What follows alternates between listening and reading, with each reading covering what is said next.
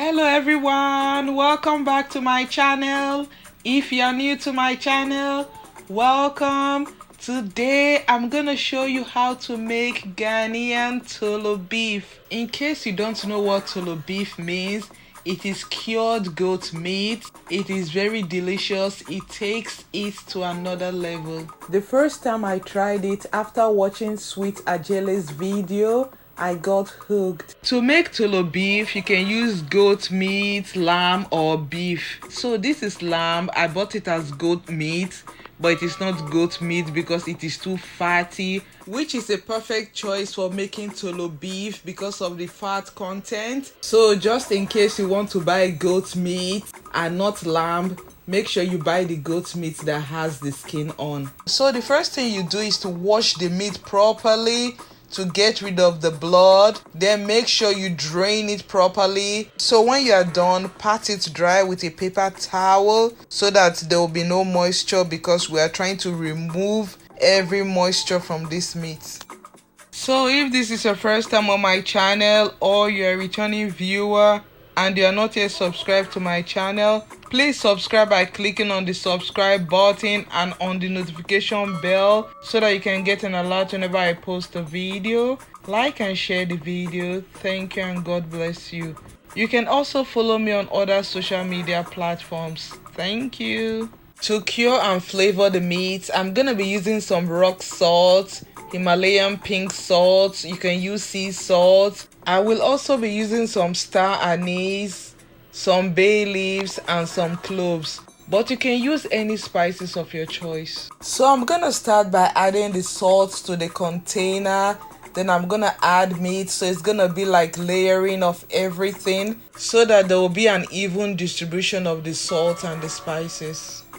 Add some more salt, then the bay leaves. So like I said earlier, you can use any spices of your choice. I normally use rosemary, but I decided to use star anise because I noticed that Ajele used it, so I just want to know how this is gonna taste. I generally don't cook with star anise, so I'm just curious to know if the taste is gonna be different, but I'm gonna let you know after I've made the jollof rice. So I'm gonna add the cloves and the remaining salt. Generally, sea salt is the preferred salt used in making Toolo beef. I ran out of sea salt, so I decided to use pink salt because it is also a rock salt. Some people even use table salt. So when I'm done adding everything, I'm just gonna mix it in to make sure every meat is properly covered with the salt and the spices. Special shout out to all those that are subscribed. You guys are the best. I love you. Thank you and God bless you. So I'm just adding some table salt. You don't have to do that. One type of salt is okay. What the salt does is to pull out the liquid, every moisture from the meat. If you have studied biology or you are studying biology, you're going to understand what is going on here, because when there's too much of salt in the body, it pulls out the fluid from the cells into the body, which leads to edema. But in this case, the salt is going to pull out the fluid from the meat and in the process kill germs and cure it. So when I'm done, I'm just going to cover it and leave it out on my kitchen countertop for 24 hours. After 24 hours, you can see the accumulation of fluid in the container. So I'm just gonna drain it out and add more salt. As you can see, the color of the meat has changed and it is less flexible, which goes to show that the fluid in the meat has been pulled out. This is an excellent time to check to see if the meat has any bad smell. If it has a funky smell, that means the meat is going bad. But if not, that means you are good to go. Can you imagine the amount of fluid that came out of this meat I patted dry? Incredible. Remember when I told you guys that the meat is less flexible? See? It looks stiff. It is not frozen, but it looks frozen. It's just stiff because there's no water due to dehydration. After draining the fluid from the meat, I'm gonna still add some more salt to continue the curing process. So I'm just gonna cover it, shake it vigorously so that the salt is gonna permeate every part of the meat. When I'm done, instead of leaving it on the countertop, I'm gonna refrigerate it for 7 days to complete the curing process. 7 days later, the Toolo beef is ready. The curing process is complete. There is no foul smell, hardly any accumulation of fluid in the container. It smells amazing. The meat is stiff and is ready for use.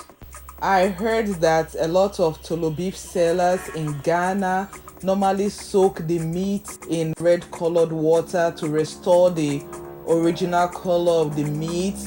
But this is homemade. I don't need to do that. But if you want to do that, you can soak yours. The meat is delicious. The color is not going to add any taste. So I am skipping that part. So instead of soaking the meat in colored water, I like to rinse it with just water, then add some more salt. In case you are wondering, this is sea salt. I finally bought some. So I like to add some more salt before bagging and freezing them. Look at this beautiful goodness. The taste is amazing. It is unbelievable. If you are not a Ghanaian and you have never tried it, why don't you give this a try? You will be so amazed at the taste. The taste is actually very difficult to describe because there's really nothing I can compare it with. But the only thing that comes to my mind whenever I eat it is the taste of bacon. I have some picky eaters at home that would not even want to eat some types of meat. But whenever I make this Toolo beef, everybody wants some. Everybody's eating it. It doesn't last long. So when I'm done bagging the beef, I'm gonna put them in the freezer for as long as I want. And when I'm ready to use the meat, I'm gonna bring the meat out, thaw the meat, and I'm gonna show you how to get rid of the salt because the meat is very salty. If you don't know how to get rid of the salt, you're not gonna enjoy it. I have already made jollof rice with the Toolo beef. So when I'm done editing the video, I'm gonna post it. It was really delicious. So thank you guys for watching. Till I see you next time. Stay safe, stay blessed. I love you. Bye.